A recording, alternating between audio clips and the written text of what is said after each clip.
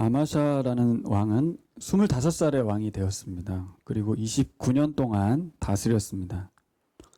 여호와 보시기에 정직하게 행하였고 하지만 온전한 마음은 아니었다. 이렇게 나옵니다. 짧게 요약을 해보면 그는 아버지를 죽인 신하들을 처형했습니다. 그런데 자녀들은 살려주었죠. 율법에 기록한 말씀에 순종하였습니다. 에돔과의 전쟁이 있었는데요. 은 100달란트 주고 북이스라엘의 용병을 샀습니다. 그런데 하나님의 선지자의 말을 듣고 포기하죠. 북이스라엘은 하나님을 버린 사람들이기 때문에 하나님께서 함께하지 말라고 했던 것입니다. 그리고 그 엄청난 돈을 포기했더니 하나님 그에게 승리를 주셨습니다. 그리고 전쟁에서 돌아오는 길에 그는 에돔의 우상을 손에 쥐고 돌아옵니다. 선지자의 말을 들었습니다. 하지만 이번에는 그 경고를 듣지 않았습니다. 북이스라엘과의 전쟁이 벌어지고요. 아마샤는 대패합니다. 20절에 그 이유를 이렇게 써놨습니다. 아마샤가 듣지 않아서. 지난주 우리 설교가 들어야 삽니다. 지지난주죠. 들어야 삽니다 라고 말씀을 드렸었는데 여러분 우리가 설교를 듣고 있고 애치통독도 하고 있고 묵상도 하고 있고 말씀의 홍수시대라고 하죠. 그래서 우리는 설교가 한 분밖에 없는데 횟수를 줄인다고 해서 또 잘 들리는 것도 아니죠. 하나님 말씀 듣기가 왜 이렇게 어려울까요? 역대하의 왕들의 이야기의 패턴을 보면 하나님이 계속해서 말씀을 주시는 거, 사람들을 보내주셔서 하나님의 뜻을 전달합니다. 그런데 사람들은 항상 뭐라고 하냐면 하나님의 뜻을 잘 모르겠다고 말합니다. 하나님의 뜻은 선명한데 모르겠다는 거예요. 그건 무슨 뜻인지 여러분도 잘 아실 것입니다. 왜 모른다고 해요? 모르는 게 아니고 하나님 뜻이 싫은 거겠죠. 하나님께서는 에돔의 신에게 경배해서 하나님의 대적의 손에 넘기셨다고 말합니다. 그리고 그는 여호와를 버린 후로부터 예루살렘에서 무리가 찾아와 반역하였고 결국 아마샤는 반역에 의해서 살해당하여 죽게 됩니다. 이제 이 스토리에서 우리를 가장 당혹스럽게 만드는 장면이 뭐냐면 에돔과의 전쟁에 승리를 가져온 뒤에 돌아오는 길에 그 손에 에돔 신의 우상을 들고 돌아왔다는 것입니다. 그리고 돌아오자마자 바로 분향하고 엎드렸어요. 우리 엎드린 기도하고 있는데 왕이 엎드렸어요. 누구에게? 자신이 전쟁에서 승리하고 그들은 패했는데 그 패한 나라의 신의 우상을 가져와서 엎드려 버렸어요. 너무 어이가 없죠. 아니 이게 도대체 이유가 안 써 있으니까 왜 이랬는지 모르겠는데 도대체 이해가 안 됩니다. 어이가 없어요. 우리가 봐도 어이가 없는데 하나님은 얼마나 마음이 힘드시겠어요. 한번 자기 자식이라고 생각해 보세요. 우리가 부모인데 내 자식이 그렇게 한다고 생각해 보세요. 그렇죠? 욕 나오겠죠, 욕. 무엇이 이 아마샤를 변심하게 만들었을까? 우리의 주제는 변심이죠, 변심. 역대하의 내용 계속 변심입니다. 어떻게 하나같이 다들 변심할까? 좀 일관되게 끝까지 믿음을 지킬 수는 없는 것일까? 그리고 제가 첫 번째 설교할 때 그렇게 말씀드렸는데 그러면 정말 일관된 믿음이 가능한 걸까? 소망은 있는가? 왕들이 이렇게 무너지고 하나같이 모두가 다 변심하는데 과연 이 시대를 사는 우리들이 변심하지 않고 끝까지 초지일관하면서 하나님을 섬길 수 있을까? 절망적인 역대하는 읽으면 읽을수록 우리를 절망으로 몰아갑니다. 과연 누가 하나님을 제대로 섬길 수 있단 말인가? 여호사밧이 무너지고 요아스도 무너지고 아마샤도 말년에 가서 다 안타깝습니다. 그 시작은 정말 하나님을 섬기고 우상을 타파하고 산당도 막 없애버리고 하면서 엄청난 종교개혁을 하는데 마지막엔 모두 우상 앞에 무릎을 꿇는단 말이에요. 이 패턴에 대해서 여러분, 나는 아니야 이렇게 말할 수 있는 사람이 얼마나 되겠습니까? 그래서 저는 말씀을 묵상하면서 우리가 끝까지 믿음을 지켜내고 승리하려면 이들이 왜 변심했는지 그 이유를 찾아내면 되겠다. 그렇게 묵상을 해봤습니다. 그래서 그들이 변심한 이유를 찾아서 그들처럼 변하지 않으면 되지 않을까? 오늘 두 가지 장면을 오늘 말씀의 앞부분에 배치했는데요. 첫 번째는 자신의 아버지를 죽인 사람들을 처단합니다. 근데 자신의 아버지를 죽인 사람, 여러분 이거는 조선시대 같으면 삼족을 멸해야 되는 거죠. 자기 아버지 왕을 죽였는데, 그런데 그 아들들을 죽이지 않았어요. 사실 이렇게 되면 문제가 되죠. 나중에 자기가 죽을 수도 있거든요. 그 아들들한테 살려주면 뭐해, 죽을 수도 있고, 그래서 삼족을 멸하는 거거든요. 끝을 보는 거죠. 그런데 왜 살려줬대요? 모세 율법의 명령의 순종이었다. 성경은 그렇게 기록합니다. 쉬운 일이 아닙니다. 박수 칠 일이에요. 박수. 예, 박수. 박수 안 치죠? 예, 박수 쳐줘야 돼. 이게 그냥 할 수 있는 일이 아닙니다. 내가 왕의 자리에 있는데 우리 아버지를 죽인 그 사람들, 그 자녀들을 남겨뒀다가는 나도 보복을 당할 수 있는데 말씀에 순종했다는 건 박수 칠 일이죠. 정말 우리 신앙생활하면서 가끔 보면 박수 칠 일을 합니다. 우리도 하는 것 같아요. 말씀에 순종하기도 하고 영적 지도자의 지도에 순종하기도 하고 기쁨을 맛봅니다.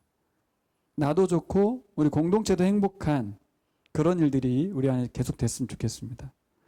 두 번째 이야기는 에돔과의 전쟁을 앞두고 벌어진 북이스라엘의 용병을 차출하는 이야기입니다. 큰 돈을 주고 용병을 차출했죠. 왜 큰 돈을 줬겠어요? 전쟁에서 꼭 이기고 싶은 거예요. 그렇죠? 그런데 선지자가 나타나서, 선지자 이름도 없어요. 이름 모를 선지자가 나타나서 용병을 포기하고 돈도 포기하라고 말합니다. 아마샤가 어떻게 했죠? 돈도 포기하고 용병도 포기했습니다. 이것도 박수를 쳐야 돼. 이야, 대단하다. 이게 한번 뭐 순종할 수 있는데, 이렇게 결단하기 어려운 일을 전쟁에서 그 용병 정말 필요해서 샀는데 용병을 떠나보내고 돈도 떠나보내고, 계산해 보세요. 돈만 잃은 거예요? 용병도 잃어버린 거예요. 전쟁이 어떻게 될지 몰라요. 아무리 계산해도 이건 아닌데 순종했어요. 이것도 박수. 이야, 너무 잘한다. 그 아마샤를 보면 와, 정말 마음에 든다. 근데 이 스토리 중간에 이야기를 읽어보면 왕이 뭐라고 말하죠? 선지자가 말하니까, 선지자님, 근데 내가 여기다 쏟아부은 돈 이거 어떻게 되는 건가요? 이렇게 물어봐요. 그러니 9절에 주님께서는 그것보다 더 많은 것을 임금님께 주실 수 있습니다. 이렇게 말합니다. 여러분 어때요? 여러분 그걸 포기하시면 하나님께서 책임져 주실 것입니다. 그래서 포기하실 수 있어요? 일단 이분이 계산을 했건 안 했건 이게요, 하나님 말씀 믿고 포기했다는 건 대단한 거예요. 그의 말년이 무너졌다 하더라도 그의 과정 속에서 먼저 그들이 신앙으로 믿음으로 지켜낸 것에 대해서 우리는 깊이 생각해 볼 필요가 있어요. 사실 우리는 그 뒤를 쫓아갈 수도 없는 사람들일 수 있어요. 어떻게 은 100달란트를 포기하고 전쟁의 용병들을 돌려보낼 수 있겠어요? 어려운 일입니다. 정말. 그렇지만 어쨌든 말 한마디 한 거예요. 이 돈 다 어떡하냐고, 너무 아깝다고. 그랬더니 하나님께서 더 주실 거라고. 그런데 아마샤가 지금 이 두 사건을 통해서 보여준 이 믿음의 행동들이 2절의 말씀을 통해서 평가를 해주고 있어요. 2절로 가볼까요, 우리? 25장 2절 같이 읽어보겠습니다. 그는 주님께서 보시기에 올바른 일을 하였으나 마음을 다하여 하지는 않았다. 네, 이 말씀에 모든 이야기가 담겨 있습니다. 그래서 역대하 기록법은 먼저 그를 평가하고 이야기한 뒤에 그 이야기가 어떤 사건에 의한 것인지를 뒤에 이제 기록하고 있죠. 그러니까 이 절은 그의 인생을 해석한 거예요. 그가 율법을 지켰던 이유, 아들들을 죽이지 않은 이유, 예언자의 말에 순종했던 이유, 겉으로는 하나님의 말씀에 순종하는 것으로 보였죠. 하지만 안으로는 계산된 행동이었다. 자신에게 이득이 되는지 안 되는지를 따져봤다. 그런 뜻이 되는 거죠. 그러니까 우리가 의문이 풀리는 거예요. 그 다음 행동. 선지자의 말에 순종해서 용병도 돌려보내고 돈도 포기하여서 자기들이 가지고 있던 20만으로 그냥 전쟁을 치렀을 때 승리를 얻었습니다. 이렇게 되면 뭐를 해야 되냐면 감사를 해야 되죠. 하나님께 영광을 돌리고 찬양을 해야 되는데 그는 즉시로 그들의 우상을 챙겨서 와서 분향을 해요. 하나님 말씀에 순종한 건 뭐지? 이제 이런 해석을 해야 되는 거예요. 에돔과의 전쟁에서 돌아와 에돔 신을 모시고 경배하게 된 이유가 뭔가? 계산된 행동인 것이죠. 여러분, 아마샤는 굉장히 계산적인 사람입니다. 그런데 계산을 잘 못하는 사람이에요. 너무 재밌죠? 자기가 계산을 했어요. 그렇게 해서 말씀도 순종하고 선지자의 말도 따르고 돈도 포기하는데 계산을 잘 못하는 사람. 누구하고 비슷해 보이죠? 누구인지는 잘 모르겠는데 누구하고 참 비슷한 것 같아요. 계산을 열심히 하는데 계산을 잘 못하는 사람. 여러분, 우리가 머리 굴려가지고 심사숙고해서 결정하면 그 결정이 좋은 결과를 늘 낳던가요? 조 목사님이 보라 강의하는데 이 얘기를 하시더라고요. 사람들이 막 머리짓 그냥 짜가지고 내어놓는 그 아이디어를 갖고 막 생각해가지고 정말 심사숙고 여러 사람 물어가지고 결단하고 결정한 그 결정이 과연 지혜로운 결정이 나더냐는 거예요. 근데 하나님 말씀과 하나님 앞에 기도하는 그런 쪽으로는 가지 않아요. 수많은 정보를 이렇게 취합하고 사람들을 만나고 들어보고 또 내가 가졌던 많은 경험들을 되살려서 결정을 하려고 하지 하나님께 묻진 않아요. 하나님은 항상 필요할 때 찾는데 지금 굉장히 필요한 상황인데 안 물어보는 거예요. 우리는 계산적이지 않은 것 같지만 항상 하나님은 계산에 없어요. 왜 그런가 보면 그분은 항상 내 편이라고 생각하는 착각을 하는 거죠. 여러분, 하나님이 항상 내 편입니까? 착각입니다. 성경은 역대하는 뭐라고 말해요? 내가 하나님 편이어야 하나님도 우리 편이라고. 이 역대하의 기술법이에요. 나는 하나님 편이 아니면서 하나님은 항상 내 편인 것처럼 계산을 잘못하고 있는 것이죠. 근데 이건 내 쪽에서 틀린 말이고요. 하나님 항상 내 편이 맞습니다. 그렇기 때문에 우리가 실패하게 하고 우리가 우리 생각대로 살게 하고 우리가 무너지도록 내버려 두세요. 정말 내 편이신 거죠. 하나님이 내 편이 아니라면 하나님 거기서 개입하셔서 우리를 도와주실 거예요. 성공하도록, 잘 나가도록, 우리 바람대로 되도록 하나님이 도와주시는 순간순간 우리는 하나님하고 더 멀어질 거고요. 더. 하나님 부르시는 거죠. 나에게로 돌아오라. 여러분, 에돔과의 전쟁에서 돌아오면서 에돔 신을 모시고 경배하게 된 이유는 변심이 아니고 일관된 마음입니다. 초심이었어요. 변한 게 아니에요. 원래 그런 거예요. 제가 아무리 들춰봐도 이거는 해석이 안 되는데 그럼 뭐예요? 변심이 아닌 거죠.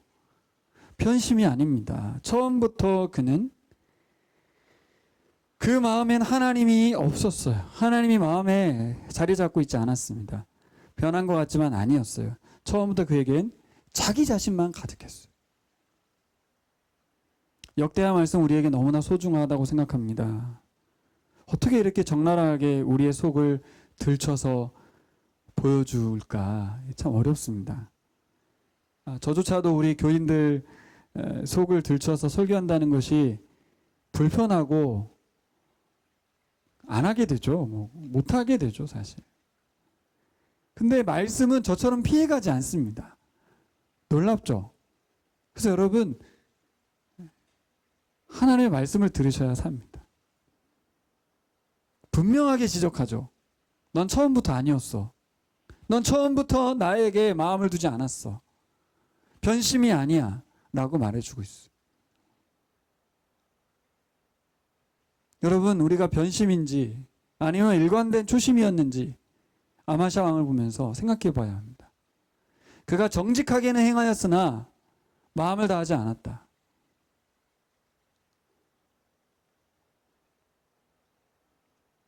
요한복음 8장에 보면 영어로 이렇게 되어 있습니다. Because you have no room for my word.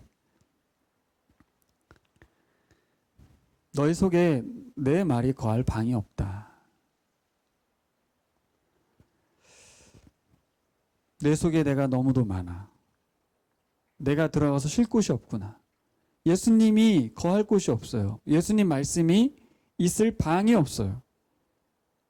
주님이 제자들에게 너희 안에 내 말이 한 말씀이라도 들어가 있을 머물 수 있는 방이 없구나 이렇게 말씀해 주시는 그 말씀이 생각났어요. 아마샤가 그 율법의 말씀에 순종한 것으로 보이긴 하는데 그것도 자신 안에 말씀이 있어서 그런 게 아니라 자신 바깥에 있는 말씀에 순종한 것 같아요.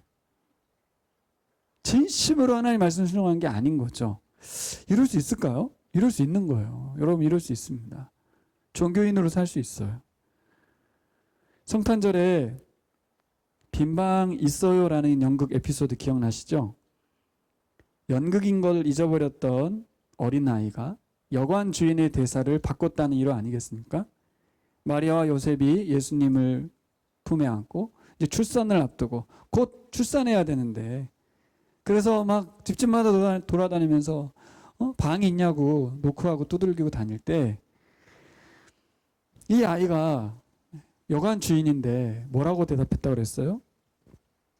빈방 있냐고 그랬더니 빈방 있다고 들어오시라고 빨리 들어와서 아이를 낳으시라고 그랬다는 거 아니에요, 그렇죠?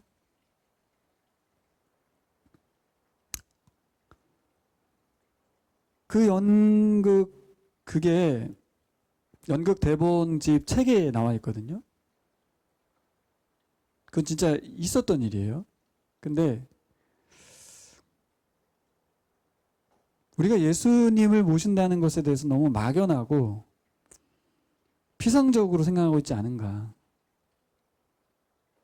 이 연극을 잘 하는 것이 예수님을 섬기는 것일 수도 있지만 이 친구는 진짜 예수님이 오셔서 그 말구유 그 허처는 곳에 태어나지 않으시고 이 여관 이 집에서 태어나길 바라는 아이의 마음이 있었던 거잖아요.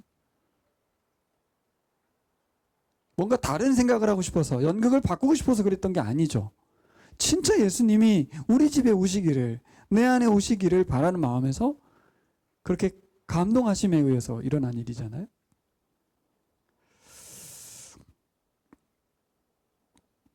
여러분 우리 안에 예수 그리스도가 계시기를 소망합니다. 생명의 말씀이 거하기를 소망합니다. 그러기 위해서 우리 안에 말씀의 방이 있어야 될 점 있습니다.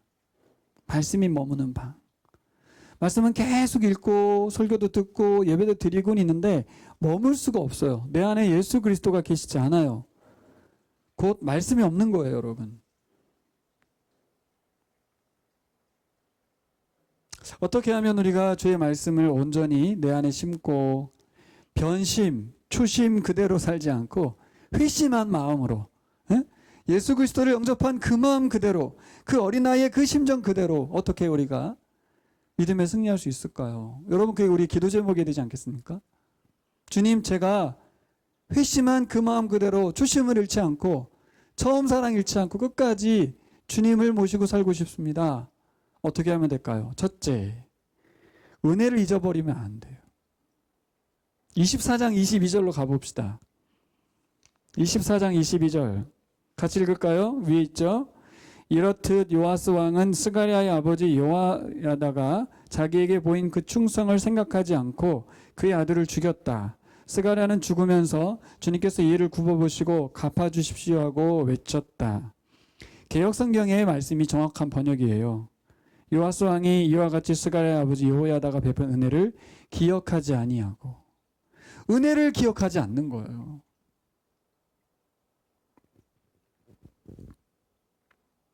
그리고 그의 아들을 죽였어요. 요아스가 나이 7살에 왕이 되죠.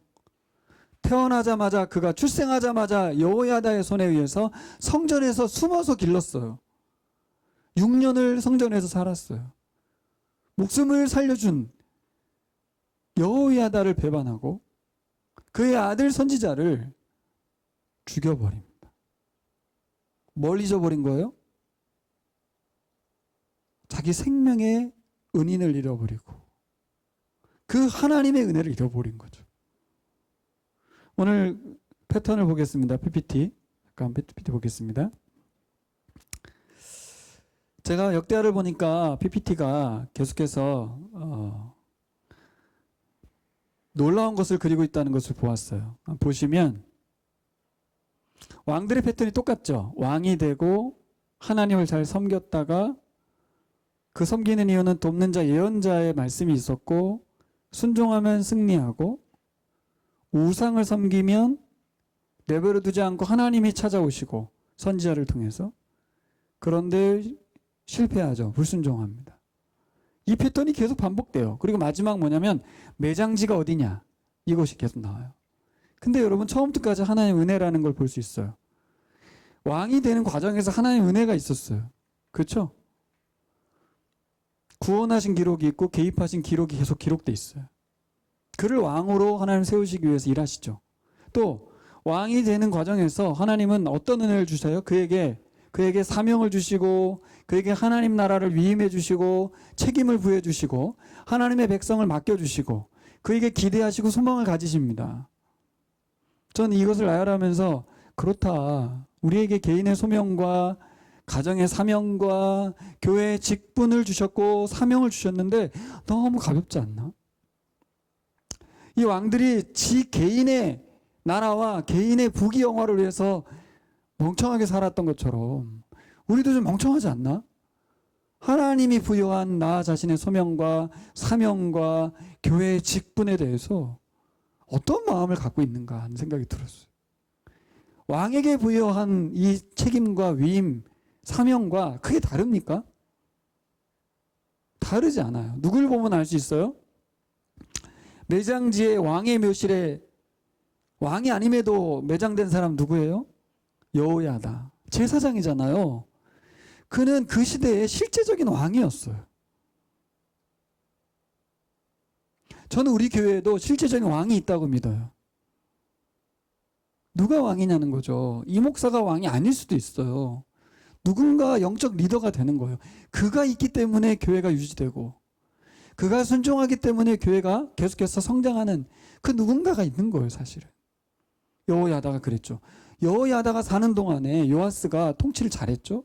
여호야다 죽는 순간부터 다른 신하들의 말을 들으면서 전횡을 일삼다가 여호야의 아들 스가랴를 죽여버리고 나라를 완전히 망가뜨려 버리죠. 뭐부터 시작해요? 하나님의 은혜를 잃어버린 거예요. 잊어버린 거예요. 그러니까 잊어버린 이유는 뭐예요? 시간이 지나서 그냥 망각한 거예요? 선택적인 거예요, 여러분. 하나님의 은혜를 기억하지 않으려고 노력하는 게 아니라 다른 것을 계속 기억하는 거예요. 성경을 잘 보시면 다른 신하들의 말을 듣잖아요. 듣는 것이 우리를 결정하는 거예요. 보는 게 우리를 결정하고. 결국 하나님의 은혜가 임했죠. 그래서 평화가 있습니다. 전쟁이 없고 국력이 성장한다는 얘기가 역대하에 계속된 기록이고, 형통이라는 단어가 계속 나오죠. 그들의 반응은 뭐냐면 순종이에요, 순종. 왕으로서 굉장히 중요한 단어는 뭐예요? 성전 중심, 율법 중심. 이게 제사와 하나님의 말씀, 율법 두 가지로 역대하는 기록되고 있어요. 결국 역대하의 기록은 후대에 제2성전을 지을 때 후배들이 어떤 마음이었으면 좋겠는 거예요? 하나님 중심이 성전 중심으로 나타나고 말씀 중심으로 나타나는 거예요. 근데 성전 중심 제의만 잘하면 율법을 놓아버리면 그건 안 되는 거죠. 율법을 지키는 게 제의로 나타나고 제사를 잘 드리는 것이 하나님의 말씀을 섬기는 것으로 실현되는 거잖아요. 그렇죠? 예배 잘 드리는 것과 삶의 예배는 연결되어 있는 거예요.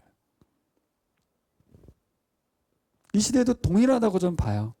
예배를 잘 드리는 왕이어야 돼요. 하나님 앞에 엎드릴 수 있는 사람이어야 한다는 말이죠. 자꾸 율법만 강조하면서 삶의 실천만 강조하는 사람이 있는데 예배를 안 드리면서 삶의 실천만 잘하는 사람은 자기가 왕인 거예요, 사실. 하나님이 왕이심을 인정하러 예배하러 나오는 거죠, 교회에. 근데 그걸 우리가 엎드린 기도를 한 이유는 매일 해보자, 매일. 주일만 하나님 왕이라고 말하지 말고 매 순간 하나님 왕이심을 인정해보자. 훈련해보자 라는 뜻이죠. 그리고 하나님 어떻게 해요? 하나님 잘 섬길 때 계속 예언자를 보내주셔서 영적 지도자와 영적인 친구를 주죠. 우리 교회에도 나에게도 영적 지도자가 있습니다. 꼭 이상한 목사가 아닐 수도 있어요. 책일 수도 있고요. 유튜브의 강사일 수도 있고요. 하나님 말씀일 수도 있어요. 친구, 우리 교회 안에 친구일 수도 있고 교회 밖의 친구일 수도 있어요. 하지만 하나님은 항상 영적 지도자 친구를 보내주셔요. 똑같아요. 그러니까 나와 우리는 동일한 왕이라고요. 왕. 하나님 나라와 교회를 세워가는 왕의 정체성을 부여하셨다는 거죠. 문제는 우상을 섬기죠. 우상을 섬기니까 어떤 일이 벌어져요? 항상 전쟁을 시도하네. 그러니까 하나님을 잘 섬길 때 전쟁의 위기가 오면, 믿음의 위기가 오면 항상 하나님 말씀에 순종해서 하나님의 은혜를 주셔서 승리하게 해요. 그런데 우상을 섬겼을 때는 전쟁 시도를 해요. 자기가 탐욕스러우니까 다른 나라를 막 침범해. 그리고 어떻게 역대급 참패가 계속 일어나. 이 질싸움이 아닌데 계속 지는 거죠. 근데 하나님은 계속해서 어떻게 해요? 은혜를 베푸시잖아요. 역대하는 놀랍게도 계속 선지자를 보내주십니다. 이 패턴은 계속되고 있어요. 지금 한 번도 틀린 적이 없어요. 하나님 계속 은혜를 베푸세요. 마지막도 은혜인데 왕실의 묘실에 매장될 수 없는 여호야다의 아들을 죽인 요아스를 다윗 성에는 장사합니다. 왜요? 다윗 언약 때문에.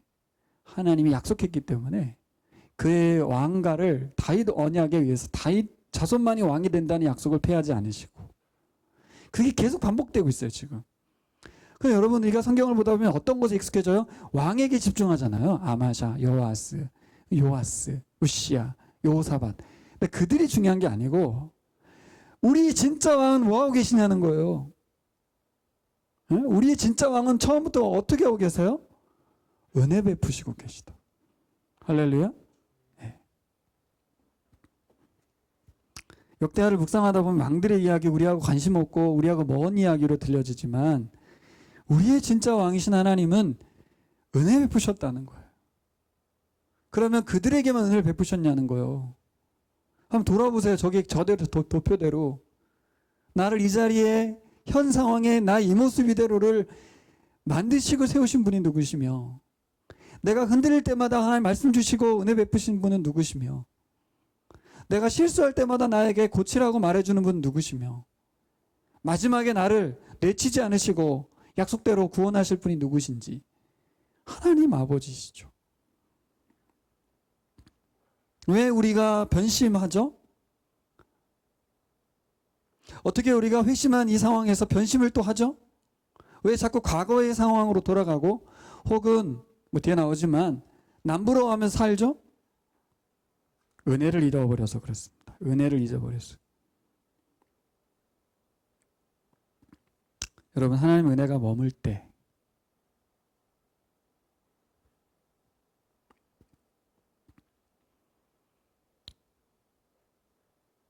감사하시기 바랍니다. 자, 우리 진변자매랑 이런 대화를 했어요. 대한민국 사람 참 우울한 민족이라고. 근데 잘난 체는 엄청 한다고 내가 그랬어요. 세계에 선교사 엄청 파송한다고 하고 난리를 치고 있지만 아무리 봐도 잘난 체 하는 유대인 같아요. 꼭 보면 우리만 잘 믿고 우리나라는 정말 좋은 나라. 근데 왜 우울하죠? 이게 숨길 수 없는 외국인의 눈에선 보이는 거예요. 제가 스스로 느끼는 거예요. 왜 우울한가?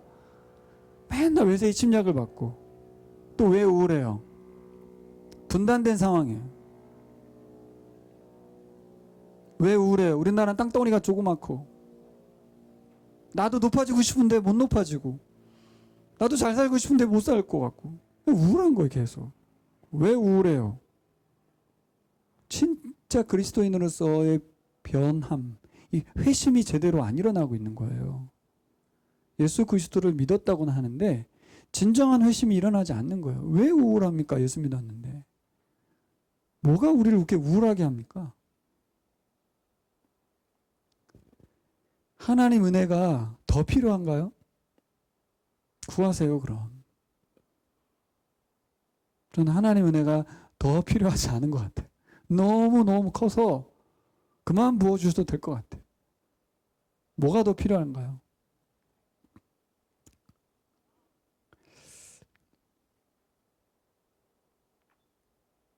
두 번째는 은혜를 잊어버리면 안 되고요. 두 번째는 내가 왕의 자리에 앉아있는 상태. 내 속에 내가 너무 많아요. 오늘 설교 제목대로 내 손에 쥐고 싶다. 내가 좌지우지하고 싶다. 내 뜻을 펼치고 싶다. 이겁니다. 그걸 내려놓으셔야 돼요. 은혜를 잊어버리면 안 되고 우리의 주인이 예수님임을 잊으면 안 돼요. 내가 회심했다는 걸 까먹지 마세요. 여러분 이 설교를 들을 때 헷갈리시면 안 되는 게 저는 회심한 사람이고 우리 교인들은 모두 예수 그리스도를 통해서 새로운 사람이 되었다는 걸 잊으면 안 돼요. 그러나 가끔 나타나는 변심하는 모습들이 가끔 있을 수 있지만 그렇기 때문에 오늘 설교가 중요한 거예요. 여러분 뭘 기억하라? 나의 주인이 예수님임을 기억하라는 거죠. 좌절하고 낭망하라는 게 아니라 역대하를 읽는 그 후대들은 성전과 율법 중심일 수밖에 없다. 우리는 예수 그리스도 중심일 수 있죠. 예. 여러분 근데 우리가 어떻게 항상 보면 왕자에 앉아 있습니다. 그렇죠? 예수님 영접했다고 했는데 오늘 아마사 말한 대로 정직했지만 마음을 다하지 않았다. 말씀에 순종하긴 했지만 순종하지 않았다. 이렇게 되는 거예요. 순종하긴 했는데 순종하지 않았어요. 근데 그 중심에 뭘 뒀어요? 순수하지 않았다고. 너무 계산적이었다고. 요아스가 변심했고 아마샤가 변심했고 여호사밧이 흑심을 품었고 우시야가 몰락했습니다.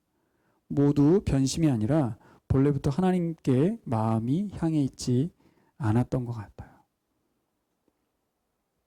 목사님 그렇게 규정해도 됩니까? 그들이 그렇게 열심히 살았는데. 그러면 우상을 손에 쥐는 건 뭘로 해석할 거예요?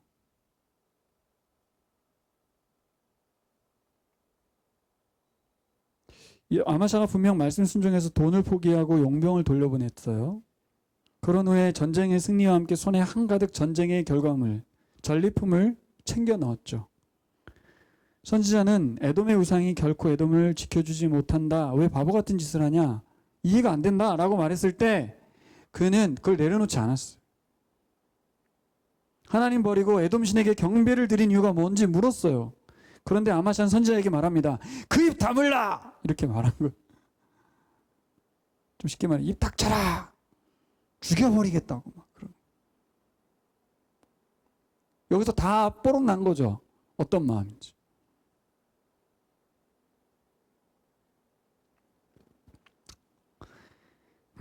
아마샤는 처음부터 하나님 말씀 듣고 순종할 마음이 없었어요. 왜 이거 우상 챙긴 거예요? 그 백성을 보니까 그 에돔신 그 우상 때문에 그 백성이 모두 그 우상을 손에 쥐고 그 왕에게 충성하고, 네? 그 우상이 팔아먹으니까 돈이 되잖아요. 돈이. 이 우상단지 팔아먹어서 그들 영적으로 휘어잡을 수 있는 좋은 우상이에요. 그러니까 하나님은 내 편이고 우상까지도 하는 거예요. 지금 경제적인 이득도 취하는 거죠. 지금 사실을 경배하려고 경배했다기보다는 하나님을 경배하지만 그냥 절하는 행위를 통해서 모두가 이 에돔의 우상을 섬기게 해서 돈 벌겠다는 거죠. 진심은 난 하나님을 섬기는 거고. 이런 신앙인들 얼마나 많아요. 나 진심으로 하나님을 섬기고 있어. 그러면서 이거는 그냥 장사하는 거야 라고 하는 사람 얼마나 많습니까? 근데 그 행위 자체가 우상숭배라는 걸 자꾸 모르는 거예요, 여러분. 하나님을 섬기고 예배를 드리고 주일날 출석은 하고 그리스도인으로 살아가는 가면서 계속 세상적인 방법을 추구하고 살아가는데 문제를 전혀 못 느끼는 거죠. 내가 왕인 거잖아요. 예? 엎드리지 않는단 말이 아닙니다. 기도하지 않는단 말이 아니에요. 성경을 안 읽는단 말이 아니에요. 왜 읽냐고. 하나님의 말씀 들으려고 읽는 게 아니라 내가 왕이어서 하나님께 이렇게 지극정성을 베풀면 하나님이 나를 돕기를 바라는 거죠. 그 중심에 뭐가 있냐면 하나님을 우상처럼 내 손에 잡아 쥐고 싶다는 마음이 있는 거예요. 우상을 섬긴다는 이유는 모습은 하나님을 손에 쥐고 싶다는 마음과 별 다를 게 없어요. 하나님을 우상화하겠다는 말이에요. 하나님 손에 잡히지도 않지만 하나님을 손에 잡는 순간 우린 커밍아웃 하는 거예요. 나는 그리스도인이 아닙니다. 나는 이방인입니다. 여러분 헷갈리실 필요도 없고 어려울 필요도 없어요. 하나님만 섬긴다는 게 그렇게 어려운 일이 아니에요.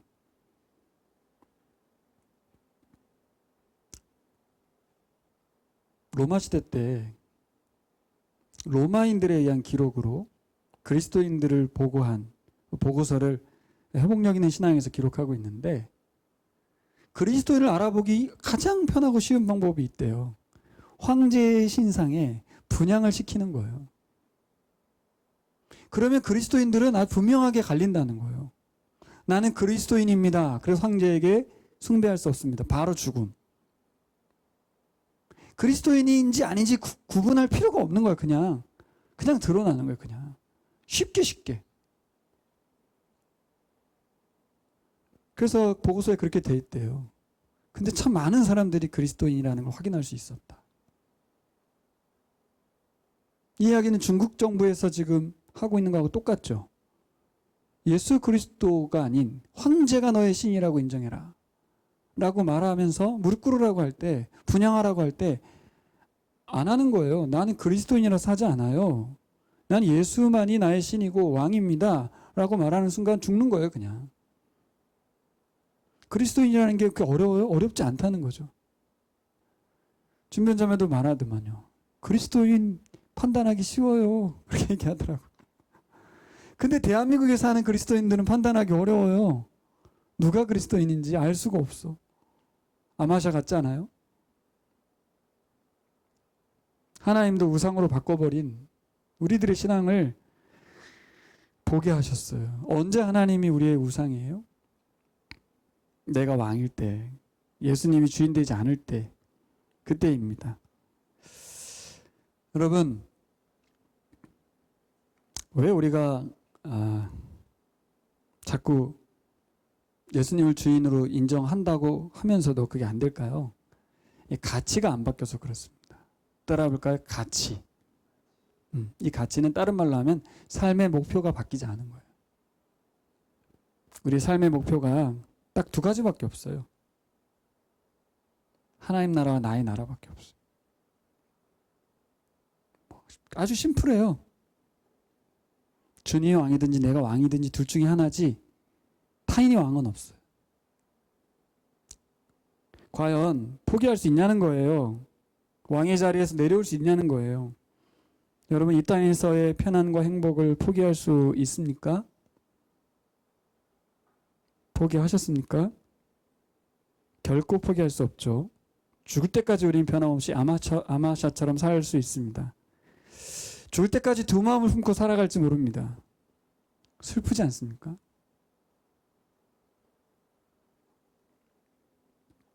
알면서도 포기 못하는 역대하에 기록된 왕들의 이야기하고 우리들의 이야기가 크게 다르지 않아요. 두 마음을 품은 사람들, 그들에게 하나님은 어떤 분이냐는 거예요. 하나님은 우상인 거예요. 우상. 두 마음을 품었다는 말은 하나님도 섬기고 돈도 섬긴다는 건 하나님도 우상이 된다는 말입니다. 내 손에 쥐고 흔드는 우상. 하나님을 내 마음대로 좌지우지하려는 것이죠.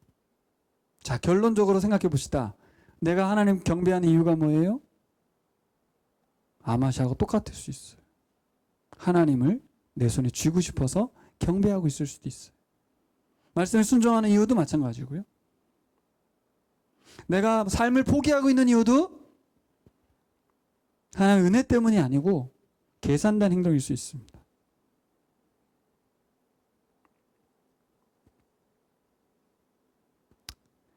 여러분, 근데 아마샤 정말 계산적인 사람인데 계산 너무 못했죠.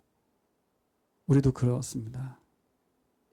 세 번째로 우리가 결단해야 될 것. 어떻게 하면 끝까지 이 회심한 마음을 변심하지 않고 이리 끼우 저리 끼우 다른 것 쳐다보지 않고 살아갈 수 있을까요?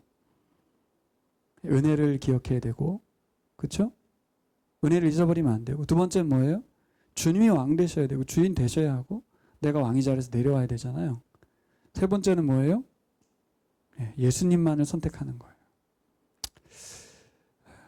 실제적인 결론이었으면 좋겠어요. 여러분, 매 순간 예수님을 택하는 거예요. 항상 두 개밖에 없더라고요. 내 생각과 예수님. 갈라디아서 표현으로 보면 성령님과 내 본성. 그러니까 나 아니면 예수님이에요. 그러니까 여러분 어느 부분을 많이 선택하십니까? 대부분 나죠. 나.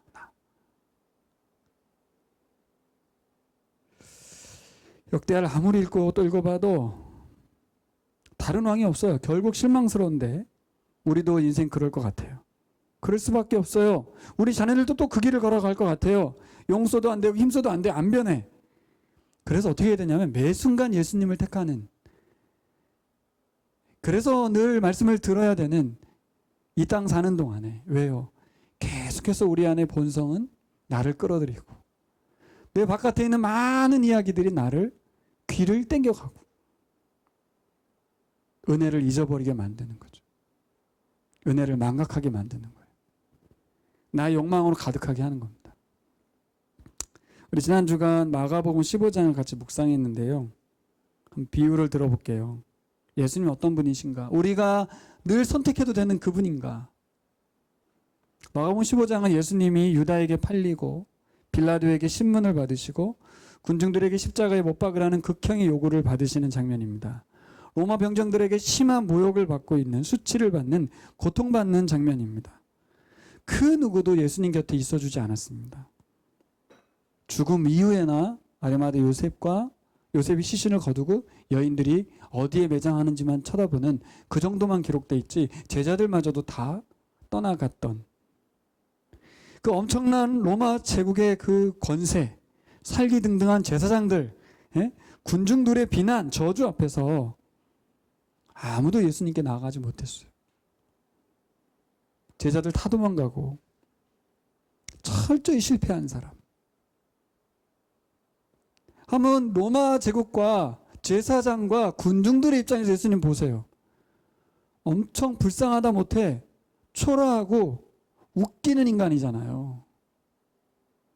나이 33세 유대인의 왕이라고 괜히 떠들다가 유대인들에게 죽임을 당하고 마는 너무나 웃기는 인생입니다. 왜 저러고 죽냐 싶은 사람이죠. 그런데 놀랍게도요. 대립되는 두 장면을 보게 되는데 하나는 빌라도의 초조함입니다. 또 대제사장들의 초조함이에요. 여러분 그거 있잖아요. 그거. 제가 되게 초조했던 때가 언제냐면 이거 설교 때 얘기해도 되나 몰라. 박근혜 대통령 그 탄핵 심판 청구해서 헌법재판소에서 꽝꽝꽝 할 때 굉장히 긴장되더라고요. 저 꼭 돼야 되는데 이런 마음이 있었어요. 이들은 빌라도는 제사장은 예수가 이 상황에서 뒤집으면 안 되는데 그냥 죽어야 되는데 아무것도 아닌 인간이어야 되는데 막 이렇게 막 초조한 거예요. 그게 보이는 거예요. 왜냐하면 예수님이 어떤 상황이었어요? 살려달라고도 안 해. 아무 말도 안 해. 초연하고 의연하고 전세가 역전된 거예요. 지금 죽음 앞에서 예수님은 의연하고 침묵하시고 당당하시죠. 왜요? 그분이 왕이시거든요. 인간들이 생각하지 못했던 왕이셨어요.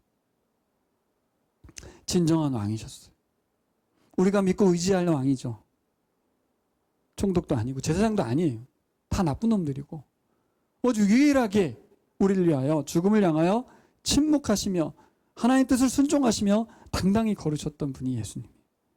초연하셨던 분이시죠. 한번 생각해 보세요. 예수님이 참은 걸까요? 인내한 걸까요? 노력한 걸까요? 버텨낸 걸까요? 아무리 생각해도 그건 아닙니다. 다니엘과 세 친구가 볼 때 그들이 버텼나요? 오히려 제국의 황제가 와서 하나님의 사람 다니엘아 살아있느냐?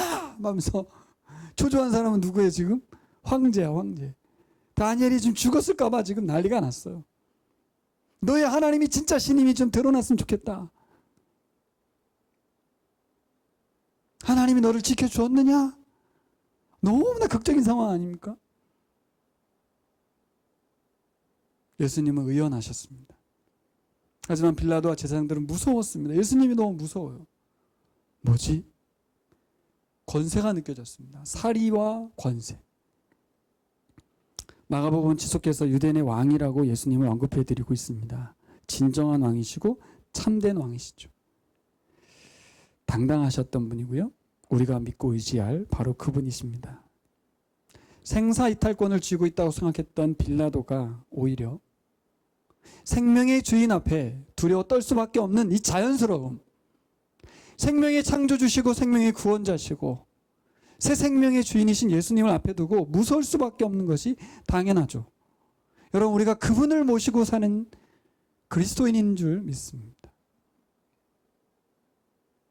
여러분, 예수님만 선택하세요. 예수님과 가까워지셔야죠. 예수님이 실제적이어야죠. 지금도 살아계셔야죠. 지금도 역사하셔야 되지 않겠습니까? 역사해 주세요가 아니고 실제 역사하고 계세요. 돌아보십시오. 왜 제가 감사의 글을 이렇게 강조하겠어요? 돌아보세요. 예수님은 지금도 일하고 계세요. 끊임없이. 토성 목사님이 간증해 주셨잖아요. 50명의 성도가 여성 29살 신학도 하지 않은 자매가 보라하고 묵상만 할 줄 아는 그 자매가 교회를 인도하지만 하나님이라 350명의 부흥이 있었다고 하잖아요. 그 왜 일어나는 거냐고. 왜 사람이 죽으면 안 와야죠. 교회를 왜 몰려드냐고요. 하나님 일하고 계시다고. 안 보고 이거 안 들리시나요? 여러분, 소망은 오직 예수 그리스도밖에 없는 줄 믿습니다. 우리가 하나님의 은혜를 잊어버리지 않기를 소망합니다. 내 손에 하나님 손잡고 하나님 잡고 손을 흔들고 우상처럼 흔드는 그런 일이 없기를 소망합니다. 그토록 예수님을 선택하는 일상이 되길 소망합니다. 계속해서 예수님을 택하시기 바랍니다. 예수님 말씀에 귀 기울이시고 예수님과 멀어졌다면 가까이 가시고 무릎을 꿇으시고 엎드리시기 바랍니다. 그분을 진정한 왕으로 인정하며 살아가는 샬롬을 누리시기 바랍니다. 우리 기도하겠습니다.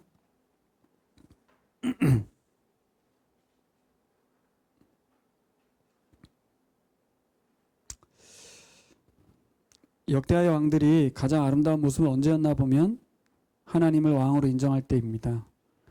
우리가 가장 아름다운 모습일 때, 우리 인생의 가장 아름다운 시점일 때는 예수님을 왕으로 모시고 살아가는 바로 그 순간입니다. 그러니 내가 커서 나중에 뭘 한다고 말씀하지 마시고 오늘 지금 여기에서 내가 왕 되어서 나의 인생을 살아가지 않고 내 안에 오셔서 예수 그리스도의 인생을 살아가는 우리가 되길 원합니다. 가장 아름다운 왕의 모습은 예수님을 왕으로 인정하는 삶입니다.